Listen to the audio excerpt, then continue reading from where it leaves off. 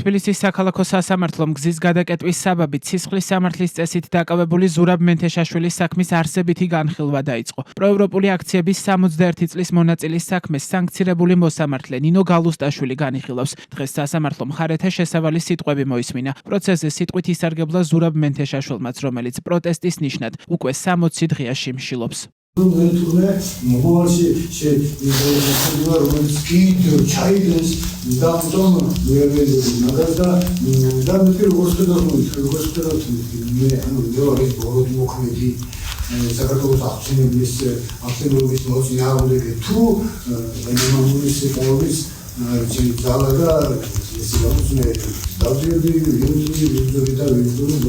ზურაბ მენთეშაშვილთან დაკავშირებით გამოძიება სისხლის სამართლის კოდექსის 347 მუხლის პირველი ნაწილით დაიწყო, რაც შეკრების ან მანიფესტაციის ჩატარების წესის დარღვევას გულისხმობს. მენთეშაშვილი ანალოგიური ქმედებისთვის 2025 წლის 24 ოქტომბერს ადმინისტრაციული წესით იყო დაკავებული, მას სახლდელის სახით 7 დღიანი პატიმრობა ჰქონდა შეფარდებული. ქმედების განმეორებით ჩადენის გამო კი ქართული ოცნების პარლამენტის მიერ მიღებული რეპრესიული კანონის საფუძველზე გამოძიება სისხლის სამართლის წესით დაიწყო. მენთეშაშვილს 1 წლამდე თავისუფლების აღკვეთა ემუქრება.